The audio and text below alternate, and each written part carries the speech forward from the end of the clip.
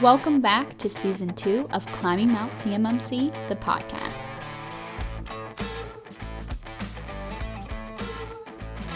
Today, Bobby is joined by Stuart, George, and Joy. They are all members of MSPs for the protection of critical infrastructure, and today they are going to be tackling some difficult topics, discussing the compliance and regulation changes for the MSP industry and how that is going to affect businesses around the United States.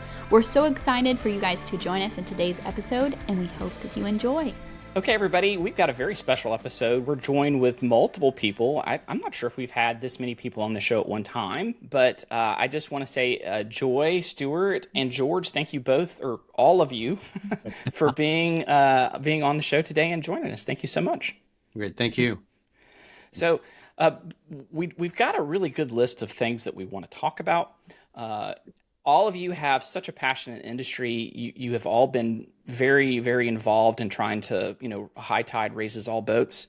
And I just thank you, all of you, so much from the bottom of my heart for being on this show, just trying to help everybody become more educated. We've got a lot of great topics to talk about. But before we do, I just want to kind of give you guys a little bit of an opportunity to talk about your specific area of expertise in the companies that you serve, just so that everybody kind of gets a general idea of where you're coming from. Joy, we'll start with you just because I've kind of known you the longest. Can you maybe talk about how we ran into each other and sort of, what you do on your day-to-day basis? Yeah, well, I have deep roots in the MSP industry. It is a industry that I love. I had my own MSP for 21 years. And I sold that back in 2018 thinking I'm no longer going to be anywhere in the MSP, working for an MSP ever again, so that I could go work in the vendor community, the cybersecurity vendor community. And for me, that was attractive to be able to kind of change the security posture of the MSP industry as a whole. From 2014 to 2018, it was a huge focus of mine. So when I sold my practice and dipped my boots into that, it was very exciting for me. Within a couple of years, I transitioned into a certified third-party assessment organization, or C3PAO, in the CMMC world. And that really was so that I could focus on standing up a training program for the assessors in CMMC. And that's where we met. So it was kind of neat that I was leveraging my background in maturing the security posture within small companies, and the amount of training and workshops and webinars and presenting, all of that was culminating together to be able to stand up the assessor program. And, in order to do that, I had to be an assessor myself. And I went through the provisional assessor and provisional instructor training. When I moved into Summit 7 in the role of strategic partnerships, the goal was for me to kind of bring together all of those different areas that I had a lot of great relationships formed and expertise. So in the MSP industry, in the assessor industry, in the training portion of that, and consulting. And so those came together for CMMC under the umbrella of Summit 7. And that was one of the reasons that I was so excited about the idea of starting this collective. I just want to point out that all four of us are competitors. All four of us are from competing companies, and how rare that is to have within our industry, to have us all come together and talk through what's the best approach for this, what it would be meaningful for guidance in the Department of Defense and the Cyber AB. So that's kind of the background and the experience I bring to this. So George, we're both associate members of the collective. Would you maybe share a little bit about what it is that, the life and the day of George and how you're involved in the MSP space, and just sort of share that perspective? Yes, aside from saving puppies from burning buildings. Oh, of course. So for SP6, for example, it's a Splunk reseller originally as an organization. They are also do the co-managed services. I was brought into the company about 16 months ago to build the CMMC practice. I have done this before. My experience is as a veteran. I started IT in the Air Force over 20 years ago, doing anything from building networks to training other network administrators before they get privileged access to a particular network. Then I took the trajectory that most military folks do. They become a DoD contractor and then a civilian. So I was a civilian working for the Joint Chief of Staff under DISA, the Defense Information Systems Agency. And I loved that mission because you are more impactful, in my opinion, in civilian clothing than in uniform. But then I started working on my master's, Bobby, and I was learning a lot about system design and system architecture and whatnot. And I knew I wasn't going to be able to use that knowledge in the Pentagon because it takes literally an act of Congress to make a change there. So I went and played in the private industry. So for the first time, I'm actually working in an organization that has nothing to do with the DoD until DFAR 7012 came about in 2016. Right. I was part of the project to implement this in a global organization. We scoped it down from 50,000 employees plus to about 3,000. Wow. And then I was given the opportunity to manage and maintain that program. Through that particular journey, you can imagine there's many interactions with the external services provider. Yeah. At the Pentagon, you have a whole bunch of contractors that are external services provider, per NIST 53 and 171. In the Fortune 500 company, a lot of different systems, different applications and whatnot, external services providers. And then as SP6, as a co-managed Splunk and SIM, security information and event management engineering organization, we also traverse our network into the client's network. So we have a deep understanding of, one, the regulatory and technical security requirements, and two, the operational aspect of living and breathing a CUI program, a control and classified information program, with many services providers. And we thought that it would be critical for us to be part of the journey that the collective is taking here and share that our information. Let me ask you a question. You had no idea I was going to even ask you this. Like, are you guys planning on going through a level 2 assessment yourselves? Sir, that is a beautiful question that you will think that I set it up. Yes, we are. We are in the process of becoming a C3PAO, using that learning to our co-managed services and rinsing and reusing those activities. So yes, we are in the process as we speak. Well, I mean, there's just not many organizations that are doing that MSSP that are going to go through that I've heard sticking the flag in the ground to say that they're actually going to do it. A lot of them want to participate, take your money, but not a lot of them want to commit to what's required to make it happen. So hats off to you, brother. Thank you. Sure. Stuart, so if you would kind of just share with us like how you kind of got into the space a little bit and just like your experience and then Neo Systems. Very good. And I think to Joy's point that there really is a higher order commitment to the mission and to the importance of CMMC as a program being successful that we all share and that all bring us together. And it's certainly, the thing that has brought me here. I've kind of been on this journey for well over a decade and have been actively involved in supply chain security for the aerospace and defense industry, for supply chain risk management and compliance, initially with a company called ExoStar, which was at that time a joint venture that had been formed by a number of large aerospace and defense contractors, Boeing, Lockheed Martin, BAE Systems, Rolls-Royce, Raytheon were the primary owners of the organization, and in the role had the privilege to work very closely with their set as well as a broader set of large prime CIOs and CISOs, and was really, I guess, happy to hear for the first time in those meetings people talking about risk rather than talking about compliance. And a lot of that information, a lot of those individuals helped really influence what happened with the CMMC program. And feel while some people talk about, gee, I got in on the ground floor, I think I had the opportunity to kind of sneak in at the basement a little bit and ride the elevator up as it's been developed. I think a lot of us have that's kind of been the case to some extent, right? I think it is. I mean, we've all been in this fight for a long time, and I think again, we all share that passion for it. From ExoStar, I went to Coal-Fire Federal and helped build its RPO practice and its C3PAO practice, and took that the C3PAO practice through its DIBCAC assessment to become one of the early authorized C3PAOs within the ecosystem.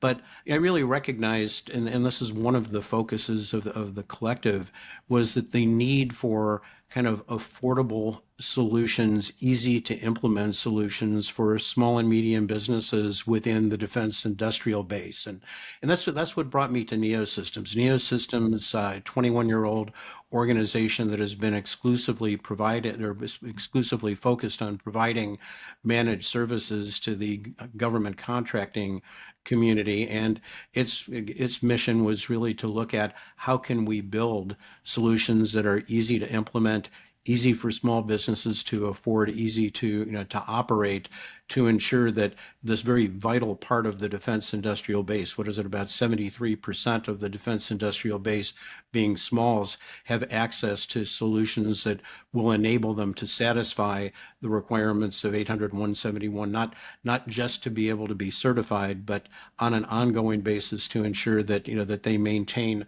not compliance, but security. And I think with that, we looked at the mission of the collective. Had a conversation early on with Scott Edwards at Summit 7, and really talked about our common interest, and said absolutely, it makes a lot of sense to bring one stronger voice, to all areas, to government, to the market, than a series of individual voices. And that's what led us in Summit 7 as two of the three founding partners. Right. To be able to help establish the collective. I think maybe kind of a little bit of the juxtaposition between all of you guys here, the amount of massive experience in the DoD community and compliance and those types of things. And then you got little old me over here who's coming from a managed service provider. We've been around for 20 years, but I didn't grow up cutting my teeth. And I think I'm a pretty good representative of a lot of the MSPs in the space. But again, continuing that juxtaposition, you've got a lot of small organizations that do a lot of work with those companies, right? And they don't have the experience that you guys do. They don't know what you guys know. They don't have all of that deep, rich experience of seeing what that community is like, what's required, all of the... It's not just about 171. There's a lot of other DFARs and other requirements that kind of overlay that you really have to understand when you're supporting a client in that space. And just quite frankly, a lot of MSPs aren't prepared to handle that. So I just kind of like maybe throw this question out here. How do you see the ecosystem for the SMBs, the smaller MSPs that are providing that service? What do you see that CMMC program having the impact for the MSPs as well as those people who are working with them? I'm just going to throw that out to the group and just kind of see what you guys say. I'm going to say one thing is that it represents opportunity. Okay. There is certainly a need, and that need for managed service providers is going to grow tremendously as the program begins to roll out next year. And for organizations that are looking for opportunities to grow and expand their business, there is certainly going to be need. It is a business opportunity, but more important, it's a business opportunity that really comes with I think the ability to do something that's important for the nation, and that I think has attracted a number of organizations that have come. And I'm sorry, Joy, didn't mean to cut you off. No, I love that that's how you started this. I mean, it is a mission. The thing that I think is the most important for MSPs to understand about the opportunity, though, is that if you wait to try to understand what's the investment going to be, if you haven't already started, and you have one or more clients in the defense industrial base who themselves are going to need a CMMC level 2 assessment, you're jeopardizing that company's ability to serve on contracts, because it's just such a heavy lift for most MSPs to understand how they themselves will prepare for their own assessment. And necessarily they're going to have to get there and understand how to do it for themselves, how to get their own validation of those controls, but then also to provide valuable guidance to their customers to get Right. their customers through that gate. And the process, the timing of that, the timeline, the resources, the investment is something that takes tremendous commitment. And I think a lot of MSPs are not understanding how much resources, how much of time it's going to take to get there. And without making a decision to assure their customers, don't worry, we have your backs, without actually taking that stance one way or the other, they're jeopardizing that Yeah. customer, their relationship. And so that's the biggest thing is I think our MSP community for many years has been led by vendors who are saying, this is the opportunity. We can help you Sell this. to be all things to all people. And CMMC is not that. Right. Period. It's not that. It's the MSPs themselves digging in. Very little can be outsourced. You can't have a NOC based in India or the Philippines without understanding completely what the repercussions of that is. Sure. So it's not a vendor-led conversation. That's a marketing theme that is going to get you a high level of return right away. It's a long-term, dig your heels in. You really have to commit and invest in this. Well, that's kind of the point I was really making. Thank you, Joy and Stuart, for making that. And that you see the richness of experience between all three that are here, and I think that can't be discounted. You need to kind of have some knowledge. It's not just a tool you can buy and implement like something else. CMMC is a people problem that need to be solved by people to get in there and start understanding the processes, and it takes knowledge. And this season, Matt Hoper is going to be, we already recorded this session for and that will be coming out in season 2. And he talks about the training requirements, and that's a great way for you to get involved. If you want to get in the ecosystem, you can go through some of those training materials. Your job can't be to be one step ahead of your client. With CMMC, you've got to try to be on the mountain with the flag, with the T-shirt, right? Because you can't be moving while they're trying to get there. The CMMC marriage counseling approach of both of you guys kind of holding hands, walking the journey together, is just not really very practical. There are a lot of tools that can help and hurt you in this journey. I might want to throw this over to George, just because the fact that your area of expertise is something a lot of times MSPs will lean on.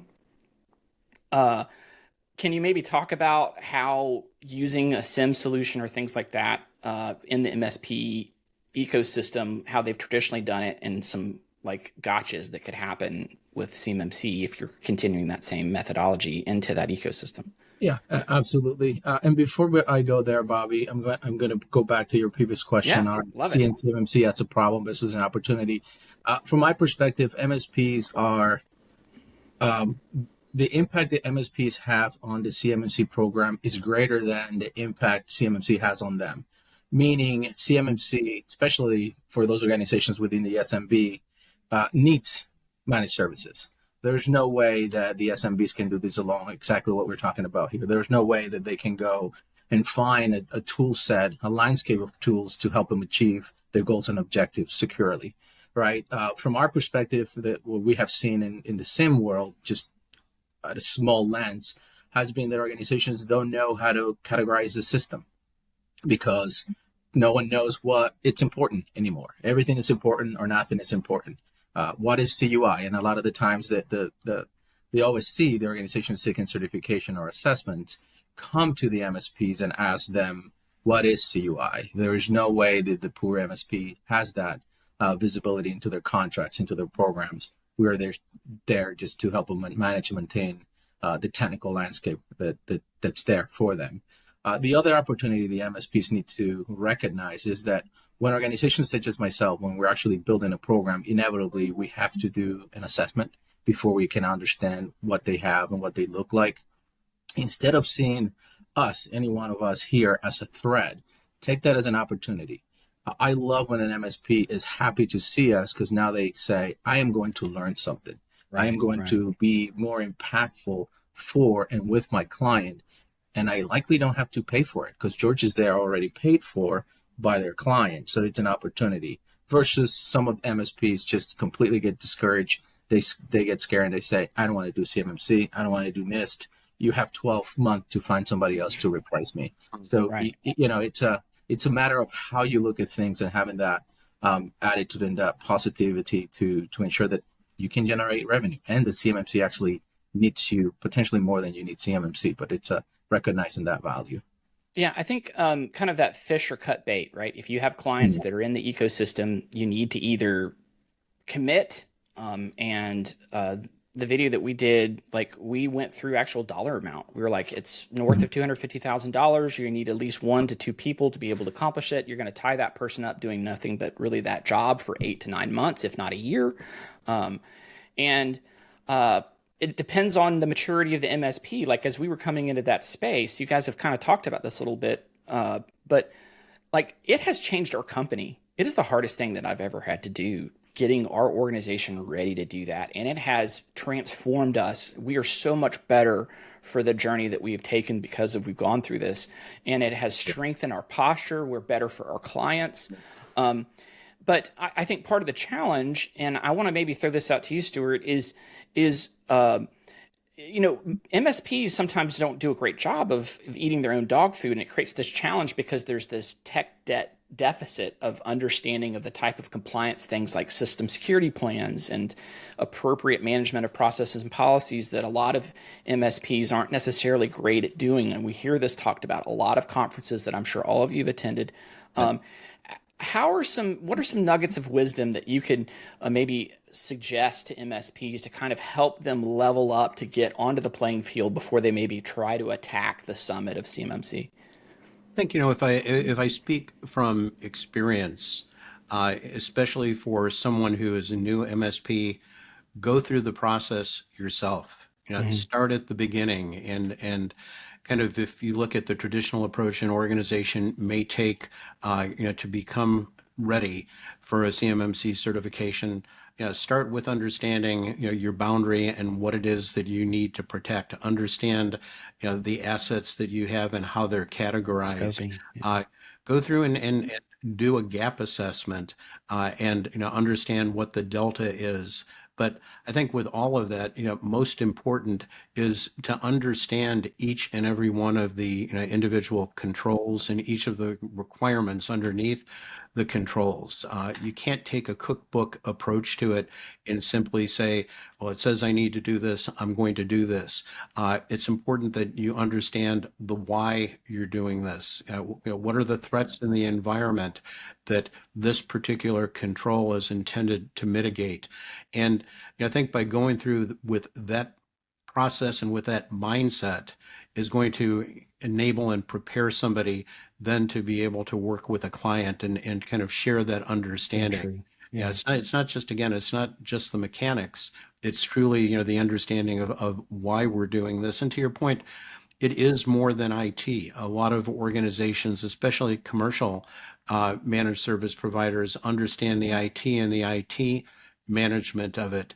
CMMC, is, it's not about cybersecurity, it's about information security. And so it's an understanding of all of those other things that have an impact on the security of information, people, and the need to ensure that that you've vetted people appropriately, that you've taken kind of adequate precautions to be able to protect or at least detect any insider issues that may exist. It's the security of the facilities. It's the insurance that when somebody comes in to visit, that they don't have unfettered access to information that may be on screens or that may be laying around. And so it really is kind of go through and understand what the requirements are, but understand why the requirements exist to be able to to satisfy them.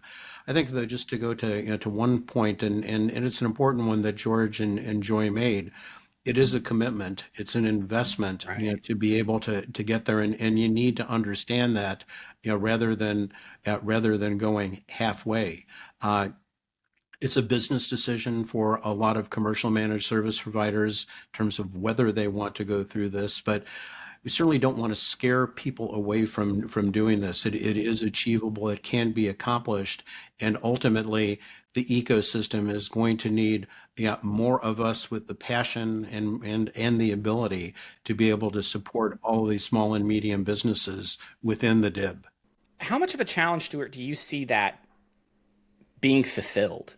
Are we going to have a crisis here? I mean, not that I try not to be a sky is falling, but what are we looking down the barrel of here?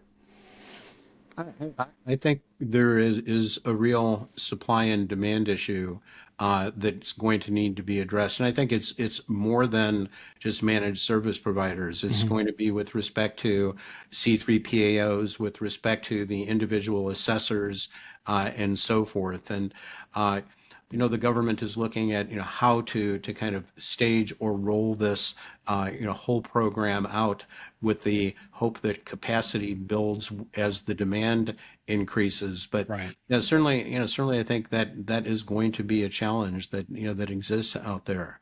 I think one other point though to make, and it's really related to kind of organizations coming in perhaps without the commitment. We're serving organizations that know how to do the things they do. They know how to make what they make. They know how to deliver the services. They're not IT experts. They're not cybersecurity experts. And they have real difficulty discerning the claims that are made by individuals out in the marketplace. And there are many very capable, good managed service providers out there, but there are others that are making claims that are just incredible.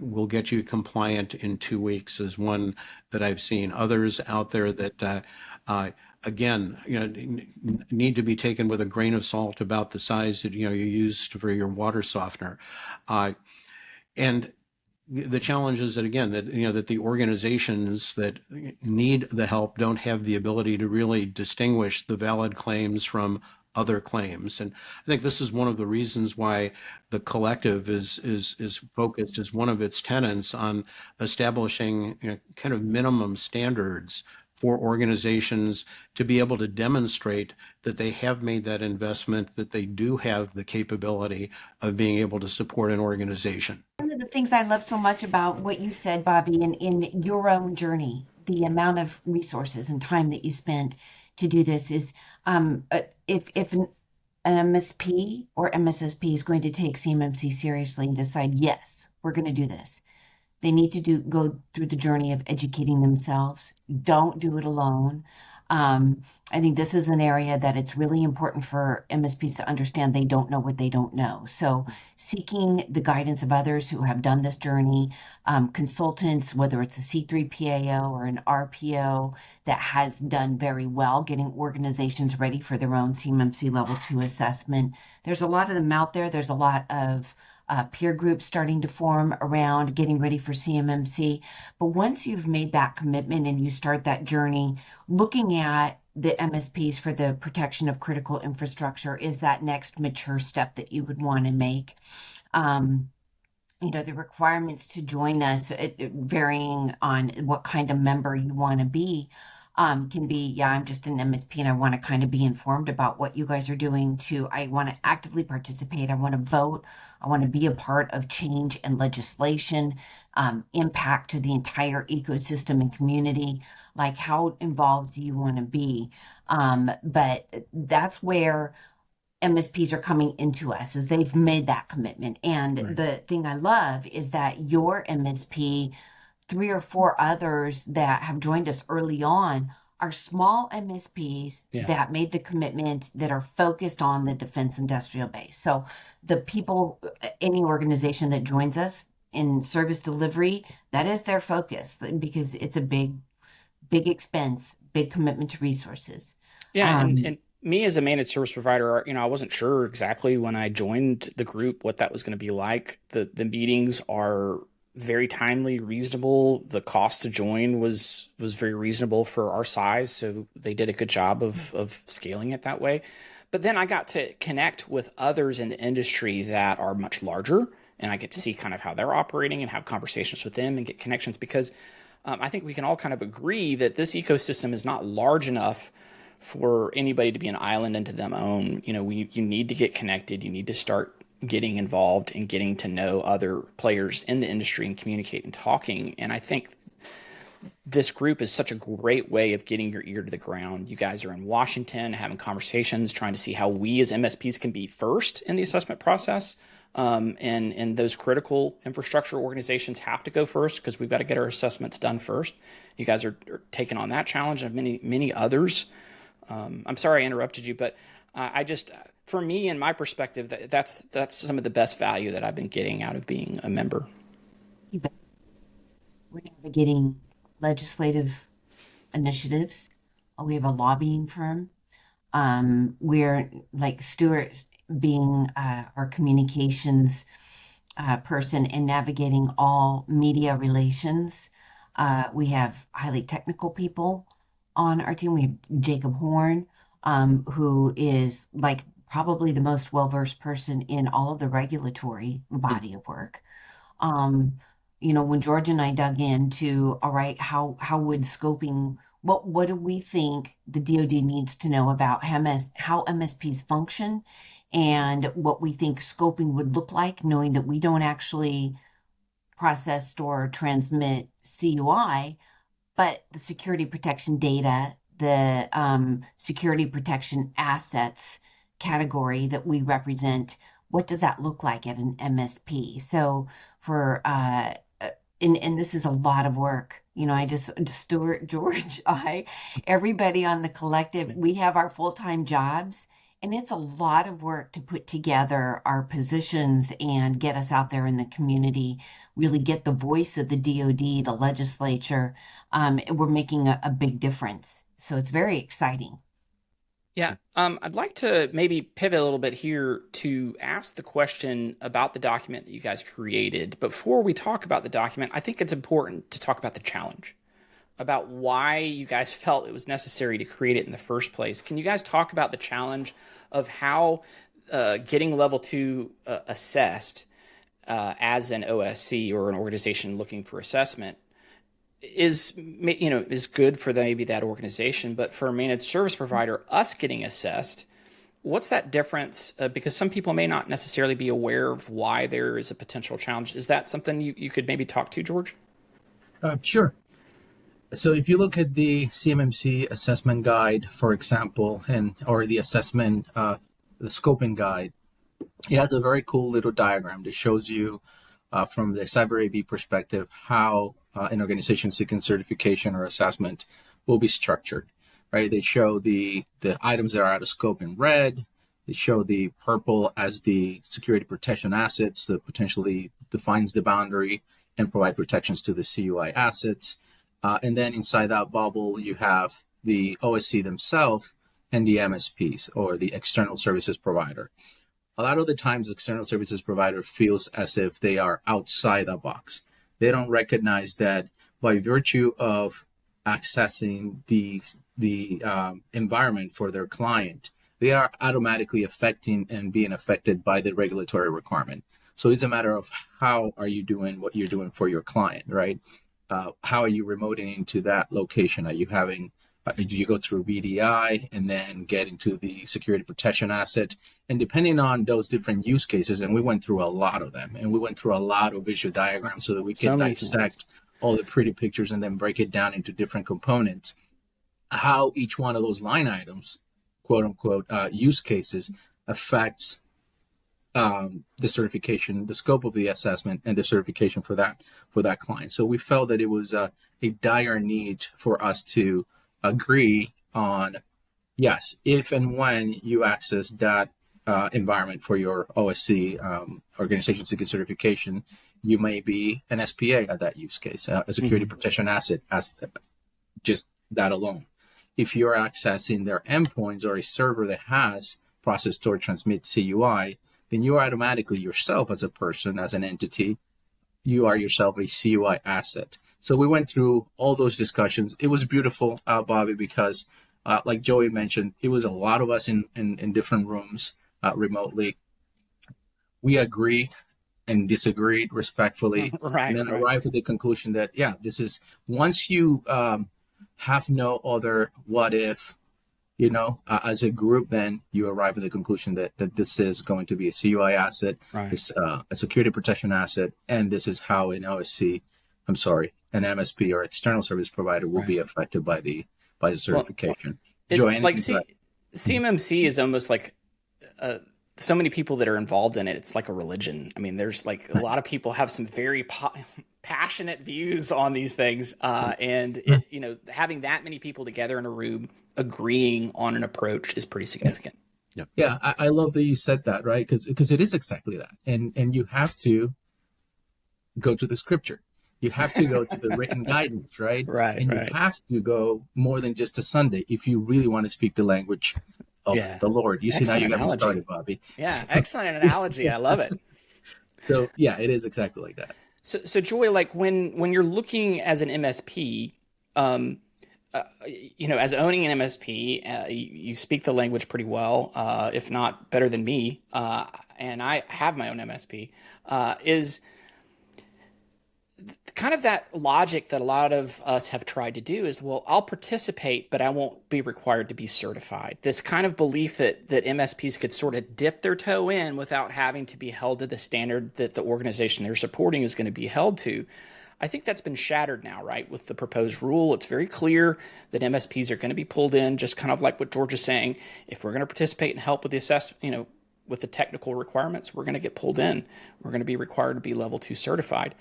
So that creates this challenge. MSPs aren't going to contain probably control unclassified information. It's not going to come to us. It's going to go to our clients. And the assessment has been built around the assumption that's going to be happening. But for us as MSPs, that's probably not going to be the case. Can you maybe talk a little bit more about the document that you guys had that helps frame that perspective a little bit better about how that approach? Beland here, the reason that we did the document is to address what you just said. First of all, the MSP, so that they understand if they perform a service capability, any of those security controls on behalf of an organization that is going through their CMMC assessment, they now are in scope to get CMMC level 2 themselves. And the best way to picture that is I have a 25-person customer that does manufacturing, and that 25-person customer, if they want to do CMMC all themselves, they probably have to have 5 people on their IT team, right, doing security, and that's not realistic. We all know that's not realistic. So if they took those 5 people and said, I'm going to pay for them as a contractor instead, that those 5 people are the MSP now. But they're still performing those same capabilities as if they were in-house. So when an MSP says to me, I only set up new computers for them and do their patching on their servers, and we have a NOC that helps them out, we are not going to be CMMC. I'm like, oh no, you are. Yep. You are going to be CMMC level 2 required for those capabilities that you perform on behalf of the customer. So there's that part of it. The other reason that we authored this paper is that there's a lot of folks in the DoD and even the Cyber AB that really don't understand how MSPs work. Right. And so at first, prior to the proposed rule coming out, the DoD was saying that they wanted MSPs to be FedRAMP moderate or equivalent, which is 324 controls. 25 plus, yeah. 325 plus. Out of the NIST 853 catalog. I mean, it's a huge, I think there's 1 or 2 MSPs in the United States that are FedRAMP. It's such a huge lift. It's extremely expensive. And so having them reduce that now to, okay, they have to be required to be CMMC level 2 themselves. Even then, I don't think the DoD understands how MSPs work, the kind of tools they use, the kind of outsourced resources. I mean, I made my living for a couple of years after I sold my MSP working for a security vendor that proffered to MSPs use the outsourced India-based NOC and SOC services so that you don't have to try to build your own SOC in the United States. And so taking a realistic look at how would that work? Yeah. If you're an MSP and you have a NOC based in India, doing the patching on the servers, right? And the basic remediations. George and I were sitting there going, okay, what does this Right. look like? How do we peel this How onion? do we address that? Are there certain kinds of CUI that they still could handle Right. using an outsourced NOC? And what would those dissemination limitations be? Is it export controlled data, ITAR? So we had to really talk through all of those different scenarios, and that's what I think the gold is in a collective like ours. When we're talking about, yeah, we disagreed, we went back and forth, and then what we came to finally as a group. And the purpose is not to disclude as many MSPs as possible so that we can have all of the business for ourselves. It is not that This at group all. here clearly shows that's not the case. Not at all. Right. And I hate it when I hear that. I still hear that from other people that are like, oh, they're trying to be exclusionary. No, actually, we understand how the MSP ecosystem works. We understand the adversaries and we understand the CMMC requirements. So we're trying to refine what that looks like for the benefit of the DoD, the OSC, and the MSP world. We're trying I to think bring that document different proves. languages and have one translator. Yeah. Well, I think that document proves that you want more participation. Yeah. It's there. So if you're a managed service provider or you're looking to hire a managed service provider, definitely check out the document that Joy and George are talking about. I wasn't as involved in it just because I'm just so focused on some of the things that I was doing, and I was hearing some of the things you were going on doing and all the meetings you guys were having, and I just hats off, and I appreciate the fact that you guys did that because that's a crazy difficult challenge.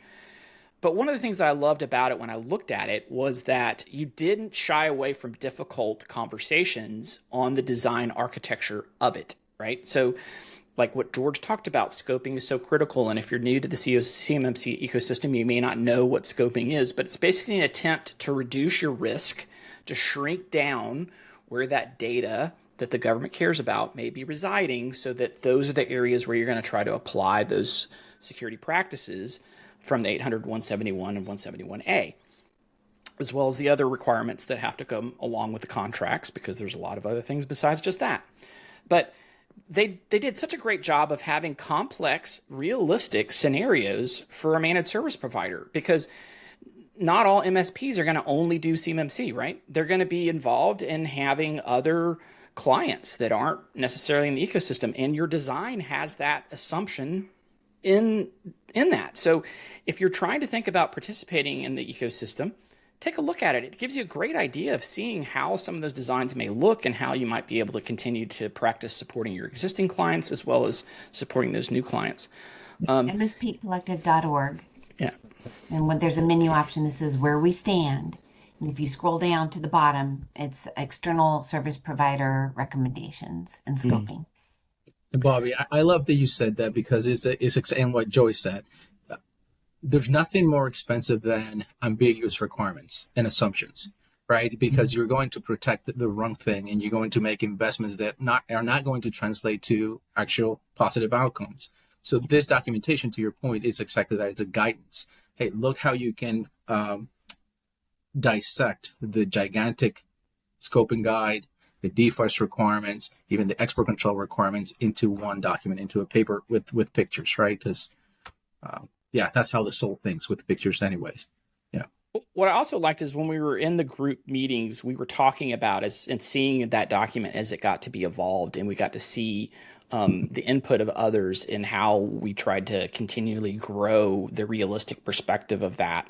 And it was great to see the kind of the baby grow up and then become a document that has been published. And I think I hope more people are paying attention to that. But Joy, or anyone, I'm just throwing this out, what traction are you seeing from people who are looking at that document, and what do you see the positive impacts from it thus far? Well, it's a conversation starter. I mean, that's what it was meant to be. We can't tell the DoD what to do. We can't tell the cyber AB, right? So we're hoping that they take it seriously. We had submitted it as part of the comments on the proposed rule.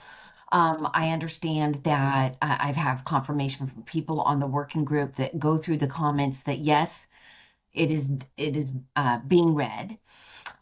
We have conversations with the Cyber AB with Matt Travis. Yes, he's seeing how we're proposing that the Cyber AB might handle standing up the program, the recommendations that we made. We've talked it through, answered questions. And so it's just meant to be a guide for conversation for right now. Right. I think that the next steps is we are working with the C3PAO Forum. So this is an association of all the different C3PAOs who have been authorized to go out there and do assessments. And we want to work with them now and all of that assessor community to see if what we've authored it meets with aligning with them. And because the C3PAOs themselves, we believe, are going to be the ones that go in to assess an MSP the same as they would assess an OSC. So having them understand how we think MSP should be scoped, what the MSPs use in the way of tools, the service delivery models, external, internal to the MSP, all of that. It's going to be really important to align on. So those are our next steps in taking this document and helping us to align with the assessor community. All right, I'm gonna throw out one last challenging question to everybody, and I'd like to get all of y'all's input about this. But let's dream the dream. Let's dream the dream that they listen to the document and they decide, oh, MSPs need to be assessed differently than the normal OSC. So here's the specific pointed question I'd like to ask all three of you, and I'd like to get your input on it.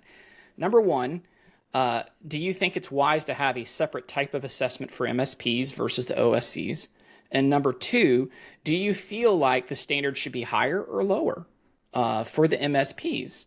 And what would that look like? I know this might be a Pandora's box and we might just have flipped into 2 episodes just with that one question, but I just think it's such an important question. And I was really looking forward to asking all three of you your perspective on that. So I'm just going to take a little bit of liberties here and ask. Yeah, maybe if I can jump in. I mean, I think one needs to recognize the kind of the risk on one hand that MSPs represent within the ecosystem. We're potentially responsible for supporting hundreds or tens or hundreds of individual OSCs. That makes us kind of a very rich target for our adversaries.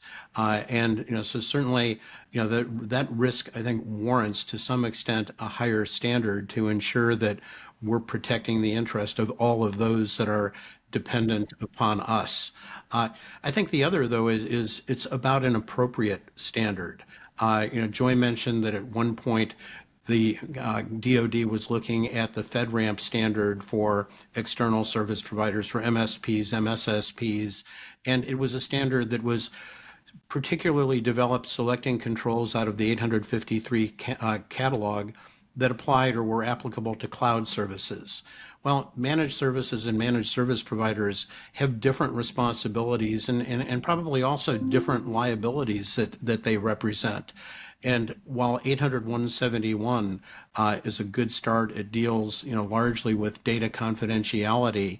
The responsibilities that an MSP has to organizations is both about the integrity of the information that they're serving for that organization and the availability of that information. And so if one were thinking about what really was an appropriate standard longer term, and I think this is kind of a crawl, walk, run, but I mean ultimately to ensure that a standard is protecting OSCs, to ensure that MSPs they work with not only can ensure the confidentiality of information, but the integrity of information and the availability of information as when they need it.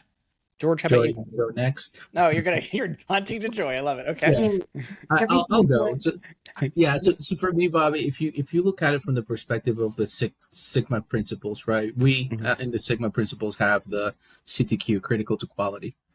We have to look at this aspect for the MSPs as critical to security and critical to compliance, right? So to Stuart's point, one, you're a single point of failure, potentially one-to-many relationship, But also the reason why you ask if they should be done differently. Yes, because not every MSSP is created equally, right? Like you said so yourself, some MSPs are going to be deeply embedded into the CUI systems, the CUI assets. Other are going to be just creating those systems, provisioning those systems, handing it over to the OSCs, and probably not interact with the CUI asset and just stay with the security protection asset. So it's going to be a delicate balance to find out what is the MSP that is going to do XYZ and ensure that we have visibility into if they change, if they try to do more. That sort of implies kind of going back to the 853 Ron Ross philosophy of customization, right? What's the term he uses? Tailoring, right? Yeah, yes. Of tailoring it to having some type of assessment methodology that has built-in tailoring. That's something that the you mean like the RMF? What do you know? Right? Yeah, I mean, but the CMMC framework doesn't seem to really want to adopt. I mean, when they looked at Rev 3 for 171, people were losing their minds because it had, variables now all of a sudden. And that people don't seem to like, I don't know why, tailoring concept in the CMS. I'm sorry, I'm getting on a soapbox. Go ahead. I think it's just to again emphasize, this is one team, one fight. This is one of the most collegial ecosystems that we've seen. I think a number of us were at an industry conference in California about a month ago, and it was a collaboration fest, almost to speak, of organizations that you would think as competitors in the marketplace. What were they talking about? Again, how can we do a better job of supporting the ecosystem? It is one team, one fight, and we welcome other like-minded organizations, other like-minded individuals to join us. Yeah, and we have a podcast coming up that we'll be recording where we'll be talking about just more reasons why you would want to get involved in the ecosystem. We talk about how you can do it. So stay tuned for that coming up further down the line. So thank you all so much for joining us today. I really, really appreciate it. I could talk with you guys for hours about this topic. I know all of you have such a passion. We touched on some topics that I was just like, ooh, I really want to go down that rabbit hole. But we did have an objectives and some things we want to talk about, and I think we did cover that. But I absolutely would love to have all of you back on our show again, talking about more things that I just really wanted to touch on, but we just didn't have time. So thank you all so much. Bobby, thank you. Thank you, Bobby. Well, thank you all for joining us again today. And as always, keep on climbing. Make sure to follow us on LinkedIn and YouTube to stay up to date on the latest CMMC news. We hope you guys enjoyed today's episode and listen out for the next one. But until then, keep on climbing.